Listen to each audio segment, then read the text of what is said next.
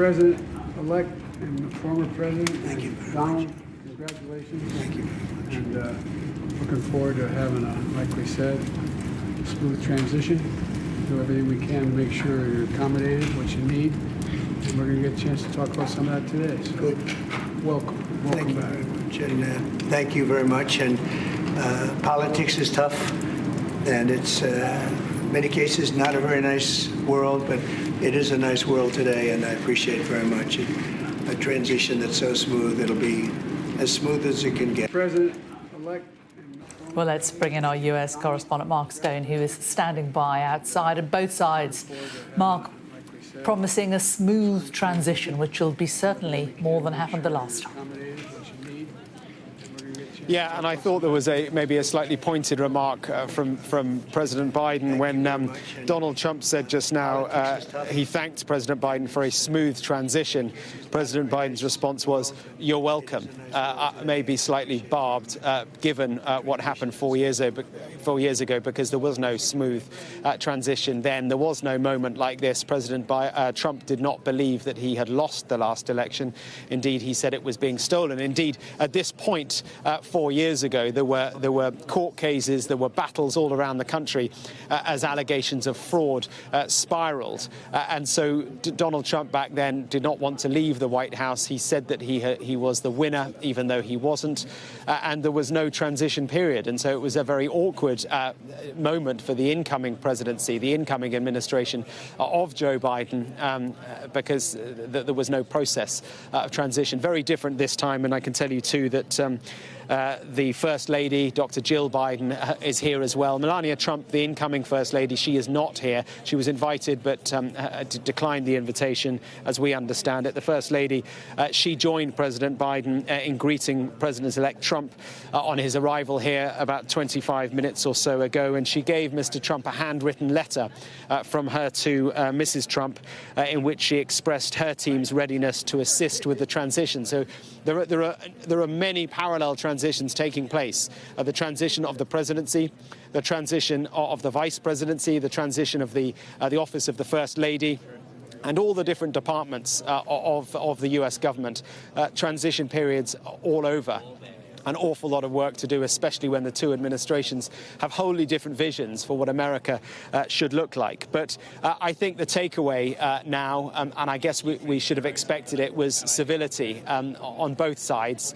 President Biden, inside, what's he thinking? Well, we may never know, but outwardly certainly magnanimous in the defeat that is of his party, and a handshake for the incoming president. A man, let's not forget, who he has called a danger to democracy, a danger to America, a danger to the world, so many other things as well. Well, today it was all about the peaceful transfer of power. And Mark, we're also hearing today, we're also getting a flavour of who Trump's top team will be around him. We are indeed. We knew yesterday that Marco Rubio, the senator from Florida, is set to be Secretary of State, America's top diplomat, effectively the foreign minister for the United States. That hasn't been formally confirmed by President Trump yet. And you know Trump, it may be that he changes his mind, but certainly he is an interesting choice, perhaps not altogether in line over the years with Trump's view of the world. He's an internationalist and an Atlanticist, someone who believes in multilateral relationships, in America's place as perhaps even as the global policeman, not something that Trump has certainly aligned himself to. But he is likely to be a U.S. Secretary of State. We know that Mike Huckabee is due to be the U.S. ambassador to Israel, a very interesting appointment. It will please many in Israel. It will alarm many in the Arab world. Mike Huckabee, a staunch pro-Israel advocate, a man who has said that the West Bank doesn't exist, that settlements don't exist, that if Palestinians would like a home, a state of their own, then perhaps they should look elsewhere. And then there's the Secretary of Defense, the nominee for Secretary of Defense, Pete Hegseth, who is an interesting character. I've spoken to the former Defense Department official today who raised his eyebrows at that appointment. He's a host on Fox News. He was once a National Guard major.